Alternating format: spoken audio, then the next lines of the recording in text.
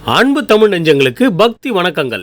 இன்றைய ஆன்மீகமும் ஆராய்ச்சியும் நிகழ்ச்சியில் ஜெய் மகிஷவராகி ஆத்மலிங்க ஆத்மனக்கும் அடியன் மணிகண்ட சிவத்தின் ஆத்மார்த்தமான வணக்கங்களையும் அநேகோடி நமஸ்காரங்களையும் சொல்லிக்கொண்டு தமிழ்மண் சேனல் அன்பர்களுக்கு அதனுடைய ஆத்மார்த்தமான வணக்கங்களையும் வாழ்த்துகளும் சொல்லி வாராகி அருளாலே அனைத்து வகையான வளங்களும் நலங்களும் பெற்றிட அன்னை மகிஷவராகியை பிரார்த்தனை செய்கிறோம்.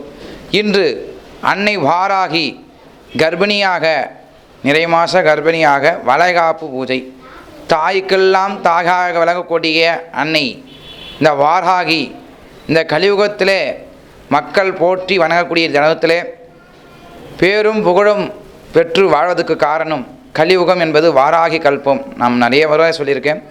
வாராகி கல்பம் அதாவது 1010 ராஜராஜ சோழன் அன்னை வாராகிக்கு தஞ்சையில் கோயில் கட்டினாலும் 1100 விஜயராகு பேரரசு காலத்தில் வராகி என்ற காயின் தங்க காயின் இருந்தாலும் இந்த கலியுகத்தில் 2023 அன்னை வாராகி பிரபலமாக பேச காரணம் இது கலியுகத்தின் ஆதிக்கத்தை அடக்க அன்னை அவதரிப்பாள். அதாவது அதர்மம் எங்கெல்லாம் செயக்கிறதோ எங்கெல்லாம் வளர்கிறதோ அப்பெல்லாம் ஆதி தெய்வங்களாக விளங்கக்கூடிய அதர்மத்தை அழிக்கக்கூடிய அவதாரங்களாக விளங்கக்கூடிய தசாவதாரங்கள் என்ற அந்த சொல்லக்கூடிய அந்த கிருஷ்ணனுடைய ரூபங்களும் அதே போல் அதர்மத்தை அழிப்பதற்காக உருவாக்கிய அன்னை வாராகி இந்த கலியுகத்திலே அவதரிப்பாள் என்பது ஐதீகம். அப்படி அவதரித்த அந்த அன்னைக்கு இந்த ஆடிப்பூர நன்னாளிலே வளைகாப்பு பூஜை. ஆன்மீக நண்பர்களுக்கு தோழமையின் பக்தி வணக்கங்கள். ஆடிப்பூரம் அம்பாளுக்குரிய விசேஷ தினமாகும். ஆடி மாதத்தில் வரும் பூர நட்சத்திரத்தில் இந்த விழா சிறப்பாக கொண்டாடப்படுகிறது. இந்த நல்ல நாளில்தான் உமாதேவி அவதரித்ததாக புராணங்கள் கூறுகின்றன. அது மட்டுமின்றி சித்தர்களும் முனிவர்களும் இந்த நாளில்தான் தங்களுடைய தவத்தை தொடங்குவதாகவும் புராணங்கள் எடுத்துரைக்கின்றன. உலக மக்களை காப்பதற்காக அம்பாள் சக்தியாக உருவெடுத்த தினம்தான் இந்த ஆடிப்பூரம் என்று சொல்லப்படுகிறது.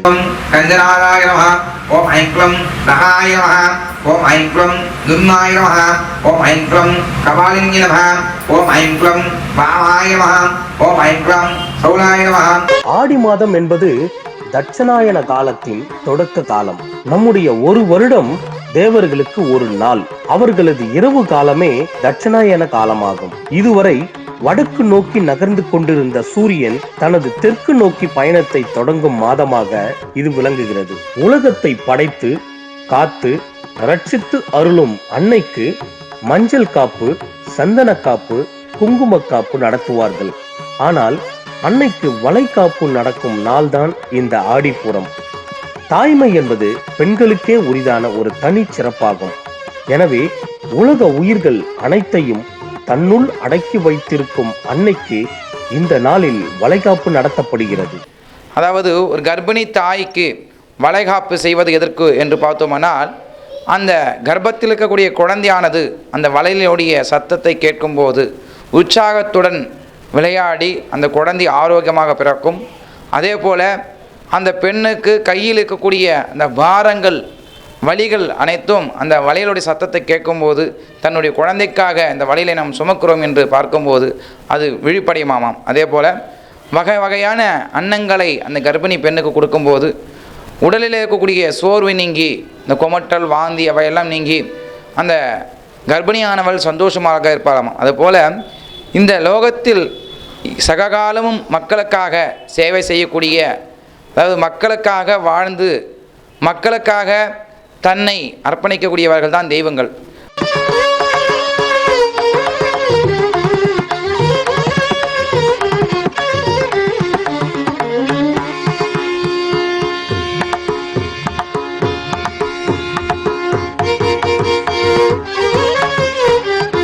உள்ளே உயிர் வளர்ந்து உதிரத்தால் பால் கொடுக்க ஒரு தாயால் தான் முடியும். நம்முடைய மானிட வழக்கமான சூழ் கொண்ட பெண்ணுக்கு வளைகாப்பு நடத்துவது போல படைக்கும் அன்னையாய் இருந்து கண்ணி என்று மறைகள் பேசும் அம்பிகைக்கு நாம் வளைகாப்பு நடத்தி கண்டுகளித்திரும் நாள்தான் இது. மாலை நேரங்களில் அன்னைக்கு வளையல்களால் சிறப்பு அலங்காரம் செய்து வழிபாடு செய்து அந்த வளையல்களை பெண்மணிகளுக்கு பிரசாதமாக வழங்கப்படுகிறது.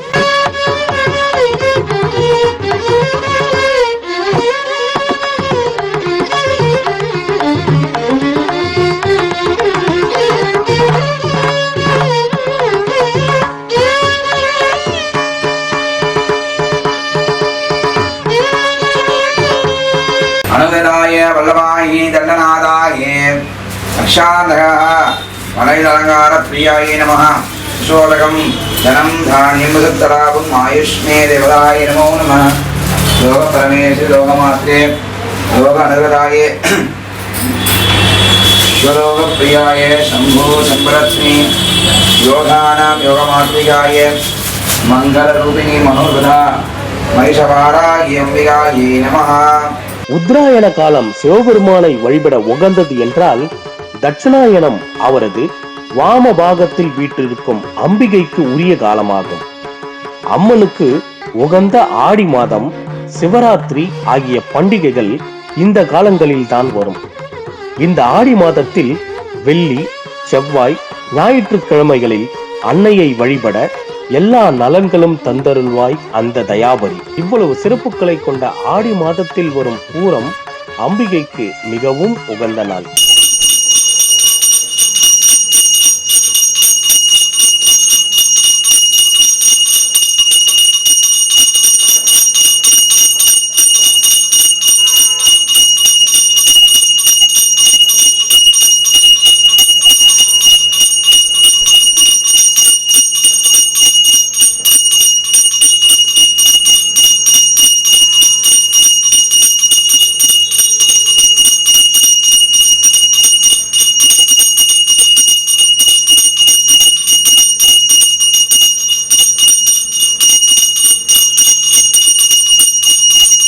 எல்லா திருக்கோவில்களிலும் ஆடிப்பூரத்தன்று அம்மனுக்கு வளைகாப்பு நடத்துவார்கள்.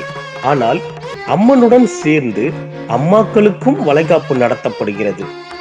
அதாவது திருமணமாகி குழந்தை இல்லாதவர்கள் இந்த அம்மனிடம் குழந்தை பேறு வேண்டி மனதார நினைக்கும் 108 பெண்களுக்கு சகல சம்பிரதாயமும் சடங்குகளும் முறையே பச்சை பயிறு வயிற்றில் கட்டுவது, அம்மிக்கல் மடியில் வைப்பது, கன்னம் மற்றும் கைகளில் சந்தனம் மற்றும் குங்குமம் வைப்பது, இரு கைகளிலும் நிறைந்த வளையல்கள் இடுவது, இனிப்பு, உவர்ப்பு, புளிப்பு, காரம் என அறு சுவைகளையும் சீமந்த உணவாக பரிமாற்றம் செய்வது, பழ வகைகள் மற்றும் வளையல்களை சீர்வரிசைகளாக தட்டில் படையிலிடுவது, இறுதியாக ஆரத்தி எடுத்து ஆசீர்வாதம் செய்தார்கள். இப்படி ஒரு ஆடிப்பூர நிகழ்வை வேறெங்கும் இல்லாத அளவிற்கு சிறப்புற நடைபெற்று வருகிறது இத்திருக்கோவிலில். அப்போது சிறப்பு ஆராதனைகளும் பிரார்த்தனைகளையும் மேற்கொள்ளப்பட்டது. இத்திருக்கோவிலில் நடத்தப்படும் ஒவ்வொரு விசேஷ தினங்களும் பல்லாயிரம் மக்கள் வெள்ளத்தில்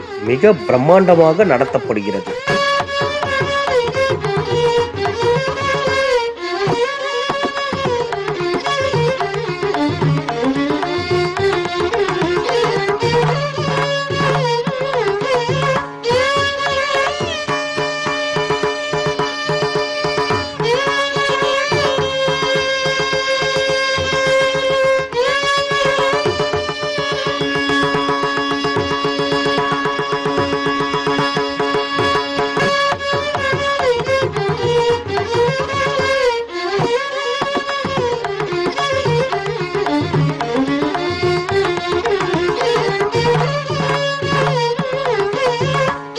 அம்மா வாராகி உனக்கு ஆராரோ ஆரிரரோ வழியில ஊஞ்சல் அம்மா என்னை வாழ வைக்கும் ஆராகி ஆராரோ ஆரிரரோ உனக்கு ஆராரடி ஆராரோ ஆராரோ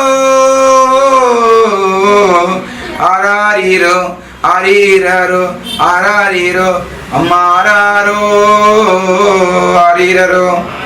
ஆடிப்பூர விழா சைவ ஆலயங்களில் மட்டுமல்லாது வைணவ தலங்களிலும் வெகு சிறப்பாக நடைபெறும். ஏனெனில் ஆண்டாள் அவதரித்த தினம் ஆடி மாதத்தில் வரும் பூர நட்சத்திரம் ஆகும். துளசி தோட்டத்தில் அவதரித்த ஆண்டாளின் இயற்பெயர் கோதை என்பதாகும். ஆண்டாள் அவதரித்த திருத்தலமான ஸ்ரீவில்லிபுத்தூரில் வடமாநில மக்கள் கோதாதேவி அவதார ஸ்தலம் என்று சிறப்பித்து கூறுவார்கள்.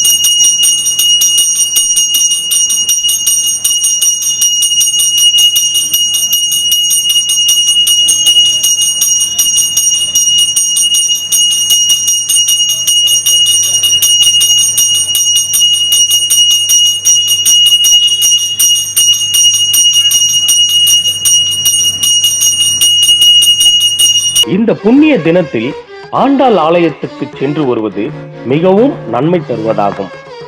எம்பெருமானின் பல்வேறு அம்சங்களான சங்கு, சக்கரம், வில், கதை, வாள் போன்ற ஆயுதங்கள் மட்டுமே ஆழ்வார்களாக அவதரித்த தருணத்தில் பூமாதேவியும் ஆடிப்பூர நாளில் ஆண்டாளாக அவதரித்தாள்.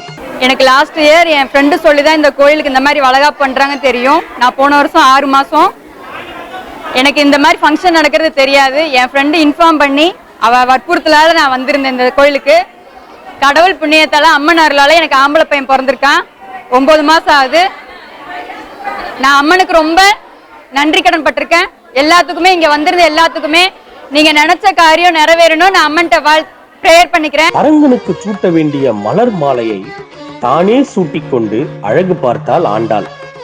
தான் சூடி கலைத்த மாலையை பெருமாளுக்கு அளித்து வந்தாள். அதனால் சூடி கொடுத்த சுடர்புடி என்ற திருநாமம் பெற்றாள். அப்போது அந்த கண்ணாடியில் அரங்கனாகவே தெரிந்தாள் ஆண்டாள். தானே அவனாக பாவித்து மகிழ்ந்த ஆண்டாளின் அவதார தினம்தான் ஆடிப்பூரம். அந்த அற்புத திருநாளை ஒட்டி நடக்கும் திருவிழாவில் ஆண்டாளை தரிசிப்போருக்கு ஆனந்த வாழ்வு பெறும் என்பது ஐதீகம்.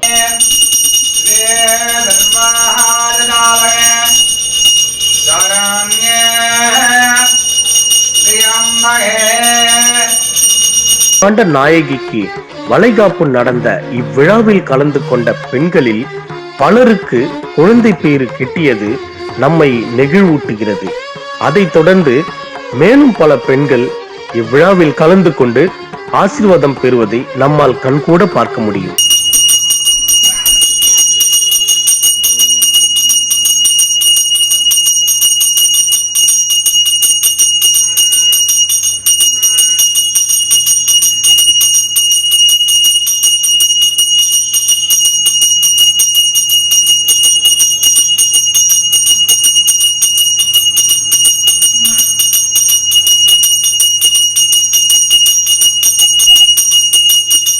ஒரு தாய் தந்தையானவர்கள் நமக்கு உழைக்கும் தருணத்திலே ஒரு அன்னைய தினம், அதே போல் நண்பர்கள் டே, அது மாதிரிலாம் கொண்டாடுறோம். அது மாதிரி இந்த வாராகிக்கு ஆடிப்பூரத்திலே அன்னை ஆடிப்பூரத்திலே அவதரித்தாள் என்றும் ஒரு வரலாறு உண்டு.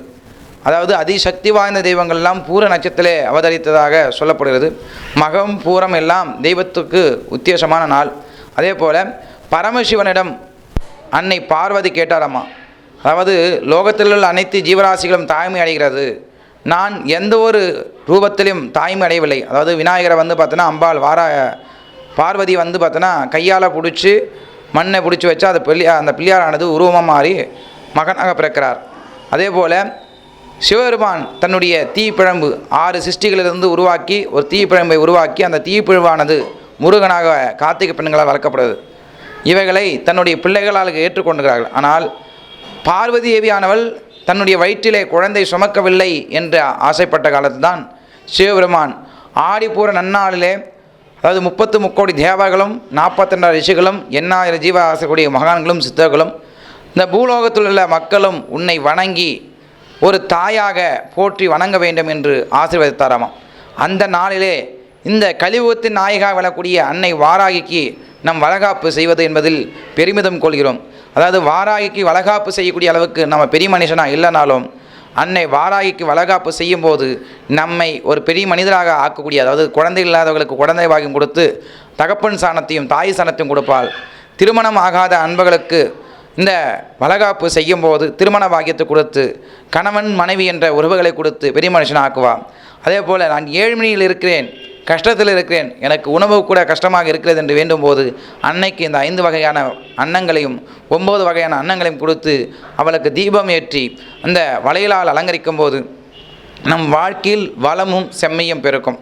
அதே போல் இந்த பூமி தேவி என்னக்கூடிய இந்த வாராகிக்கு இந்த வளகாப்பு செய்யும்போது நம் இல்லத்தில் கூடிய பூமி தோஷங்கள், கிரகத்தால் வரக்கூடிய தோஷங்களும், அதே போல் முன்னோர்கள் ரீதியான சாபங்கள், இவையான சாபங்கள்லாம் நீங்கிட்டு நமக்கு பூமி யோகங்கள் கிடைக்கும் என்று சாஸ்திரங்கள் சொல்லப்படுகிறது. இந்த கலியுகத்தில் ஏதோ எல்லா தெய்வத்தையும் வழிபாடு பண்ணிட்டாங்க, இப்போ புதுசாக ஒரு தெய்வத்தை கொண்டாடி வந்து கொண்டுகிறார்கள் என்று, அதாவது நாகரிகம் பேசுவர்கள், அதாவது நாகரிகம், அதாவது நாவிலே எலும்பில்லை என்பதற்காக எதோ ஒன்றாம் பேசலாம் என்று பேசிக்கொள்வது உண்டு.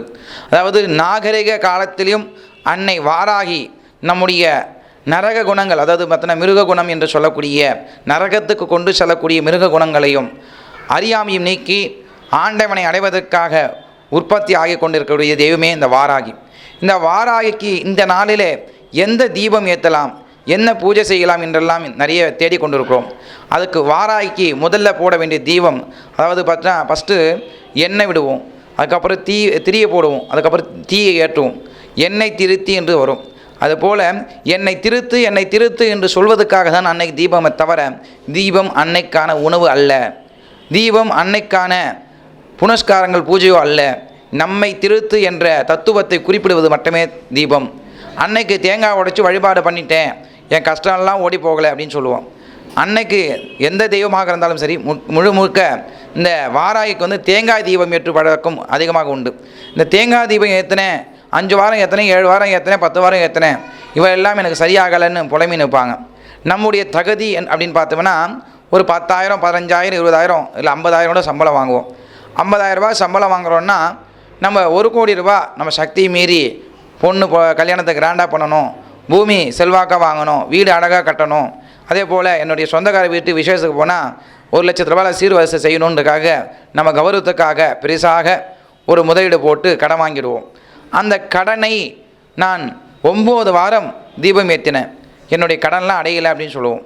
நம்ம மாத சம்பளம் பார்த்திங்கன்னா 50,000 இருந்தால் கூட 9 மாதத்துக்கு, அதாவது 9 வாரத்துக்குன்னு பார்க்கும்போது நமக்கு 75,000 தான் சம்பளமே வரும். 75,000 ரூபாய் சம்பளம் வாங்கிட்டு நம்ம தெய்வத்தின் பேரில் பழி பாவங்கள் போட்டு அதனால் லாபம் என்ன? அதை நம்முடைய அறியாமை குறிக்கிறத தவிர ஆண்டவனை அடைவதற்கான கருவி தீபம் அல்ல. எண்ணெய் விட்டு அதில் திரி போட்டு தீ மூட்டினால் என்னை திருத்தி என்ற அர்த்தம் மட்டும்தான். என்னை திருத்தி கொள்கிறேன், என்னை திருத்திக் கொள்கிறேன், என்னை திருத்து என்று இறைவனிடம் கொடுக்கக்கூடிய ஒரு மனு தான். நான் தெரிஞ்சோ தெரியாமையோ ஒரு தவறு செய்து விட்டேன் அப்படின்னு சொல்லிட்டு, அதாவது பாத சரணாகதி, அதாவது விஷ்ணுவை வழிபாடு செய்யும் போது பாத சரணாகதி என்று சொல்வார்கள். சிவனை வழிபாடு செய்யும் போது அதாவது பார்த்தா மறுபிறவில்லா மோட்சம் சொல்லுவாங்க. மறுபிறவில்லா மோட்சம்னா ரத்தம் திரும்ப சர்க்குலேஷன் ஆகாது. ஆனால் பார்த்தோன்னா உயிரணுங்கக்கூடிய விஷ்ணுவானவர் திரும்பவும் அவதரித்து வரக்கூடியவர்.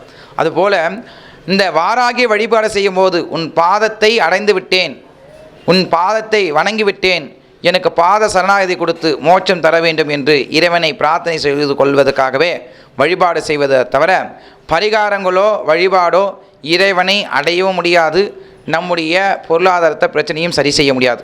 அப்பொழுது நாம் ஏன் இந்த வாராகியை வழிபாடு செய்ய வேண்டும் என்று பார்த்தோமானால் வாழ்க்கையில் வளம் பெறுவதற்கு. அப்போ என் கடன் அடையாது, என் பிள்ளைக்கு 9 வாரத்தில் கல்யாணம் ஆகாது, எனக்கு பூமி வாங்க முடியாது அப்படின்னா நான் வாழ்க்கையில் எப்படி வளம் பெற முடியும் என்றால் உங்களுடைய மனதை ஒருநிலைப்படுத்தினால் இவையெல்லாம் உங்களை தேடி வரும். மனம் அது செம்மையானால் மந்திரம் ஜபிக்க தேவையில்லை என்று திருமூலர் சொன்ன போல மனசை ஒருநிலைப்படுத்தி அந்த தெய்வத்து மீது நம்பிக்கை வைத்தால் மட்டுமே அது சித்தியாகும். ஏனைக்கு பார்த்தோன்னா கால் பெருசாக இருக்கும், ஆனால் அதில் துரும்பு கூட தள்ள முடியாது. ஆனால் தும்பிக்கையாலே எவ்வளவு பெரிய அரச மரமாக இருந்தாலும் சரி, வேப்ப மரமாக இருந்தாலும் சரி, புளிய மரமாக இருந்தாலும் சரி, தன்னுடைய தும்பிக்காலை அசைக்கக்கூடிய தன்மை யானைக்கு உண்டு. அதுபோல் நீங்கள் மந்திரத்தையும் பூஜகாரியத்தையும் சொல்லி மட்டும் வழிபாடு செய்துவிட்டு இல்லத்திலே கதவு மூடிக்கொண்டு கடன் வாங்கி எனக்கு கடன்காரன் தொல்லை பண்ணுறான்னு சொல்லிட்டு விதவிதமாக சமைச்சு சாப்பிட்டுட்டு ஆன்லைனில் ஆர்டர் போட்டு சாப்பிட்டு நம்ம கடன்லாம் தீரும் அப்படின்னா முடியாது. சிக்கனத்தையும் இக்கணத்தில் பக்தியும், இக்கணம் எங்கக்கூடிய நம்மளுடைய மனசிலே பக்தியும் இறைவனை வழிபாடு செய்வது கூட அளவோடு வழிபாடு செய்ய வேண்டும். நான் வாராகி அபிஷேகம் பண்ணணும் அப்படி நல்ல பேர் என்னுடைய பக்கத்தில் இருக்கக்கூடிய கோயிலில் வாராகி வழிபாடு செய்யணும் பிரச்சனைலாம் சரியாயிடும் சொன்னாங்க. அதனால் நான் 10,000 ரூபாய் கடன் வாங்கி அபிஷேகம் பண்ணேன், அம்மாவுக்கு புடவை வாங்கி போட்டேன், ஆனால் என்னுடைய பிரச்சனைலாம் சரியாகவில்லை என்று என்னிடம் சொல்வார்கள். அப்படி சொல்வதை விட ஆத்மார்த்தமாக நீங்கள் 1 ரூபாய் கற்பூரம் ஏற்றி அம்பாளை வழிபாடு செய்தாலும் உங்களுக்கு மோட்சமும் விமோச்சனமும் கிட்டும். அப்படி மோட்சமும் விமோச்சனமும் கிட்டும்போது அதுக்கான வழி கிடைக்கும். அதாவது நீங்கள் 1000 கணக்கில் வட்டி கட்டுகிறீர்கள் என்றால் 1000 கணக்கில் வட்டி வேண்டாம், அசல் கொடுத்தால் போதும் என்று ஆதரவு தேடி வருவார்கள். அப்படி நடக்கலாம். அல்லது உங்களுக்கு வீடே இல்லாமல் வீதியில் இருக்கிறீர்கள் என்றால் யாரோ பாவம் பார்த்து உங்களுக்கு வீடுக்கான வழி அமைத்து தரலாம். உணவே இல்லாமல் அல்லாடி திரிகிறீர்கள் என்றால் உன் உடன் இருப்பவர்கள் கூட உனக்கு உணவு கொடுத்து ஆதரவு செய்யலாம். அதே போல் இந்த வாராகி வழிபாடு செய்வதாலே தரையில் இருந்த நான் இன்று ஒரு கோபுரத்தில் அமர்ந்து பேசுகிறேன் என்றால் அதுக்கு அன்னை வாராகி தான் காரணம். அதாவது பார்த்தோன்னா அனுபவமே மிக சிறந்த ஆசான் என்று சொல்வார்கள். என்னுடைய அனுபவத்திலே நடந்து சென்ற என்னை ஒரு டூ வீலரில் போக வச்சு இன்றைக்கி எங்கன்னா வெளியே போனால் காரிலையும் நல்ல சுபபோக வாழ்க்கை வாழ வைக்கிறேன் என்றால் மற்றவர்களை ஏமாற்றி அல்ல, என் மனதை ஒருநிலைப்படுத்தி அந்த ஒருநிலையோடு வழிபாடு செய்பவர்களுக்கு வாழ்க்கையில் வளமும் நலமும் பெருகும் என்று சொல்லிக்கொண்டு அன்னை வாராகி இந்த ஆடிப்புற நாளிலே விதவிதமான அலங்காரத்துடன் வண்ண வண்ண வழியிலோடு அன்னை வாராகி காட்சியளிக்கிறாள். புத்திர பேர் இல்லாதவர்களுக்கு இந்த அன்னை வாராகியுடைய அந்த ஆடிப்புற நன்னாளிலே கலந்து கொண்டு வழிபாடு செய்த நிறைய பக்த கோடிகளுக்கு புத்திரபாகியம் பெருகியுள்ளது. சென்ற வருடம் நம்முடைய பீடத்திலே வளகாப்பில் கலந்து கொண்ட, அதாவது வளகாப்பு பிரசாதம் வாங்கி உண்ட மூவருக்கு இந்த வருடம் புத்திரபாகியம் பெருகியுள்ளது என்பதை இந்த நேரத்திலே பெருமிதத்துடன் சொல்லிக்கொள்கிறேன். எல்லோருக்கும் எல்லா வகையான வளமும் எல்லா வகையான நலமும் பெற்று வாழ்வாங்கு வாழ அன்னை வாராகியை பிரார்த்தனை செய்கிறேன். நம்பிக்கையும் நிதானம், தியானம், சூதானம் இதை மூன்றும் கடைபிடித்தோமானால் வாழ்க்கையில் வளமும் நலமும் பெறும். நிதானம் என்பது நம் மனதை கட்டுப்படுத்துவதற்கு, தியானம் என்பது நம் உடலை கட்டுப்படுத்துவதற்கு, சூதானம் என்பது நம்மை சுற்றியுள்ளவரிடமிருந்து நம்மை காப்பாற்றிக் கொள்வதற்காக என்று சொல்லிக்கொண்டு அன்னை வாராகி நம் வீட்டுக்கு ஒரு விளக்கே தவிர இருள் சூழ்ந்த இருட்டறை அல்ல, அன்னை வாராகியை விளக்காக பயன்படுத்தி உங்களுடைய பயணத்தை தொடர்ந்து செல்ல அடியேன் வேண்டி வணங்கி விடைபெறுகிறேன். சிவாய நமக. நம சிவாய.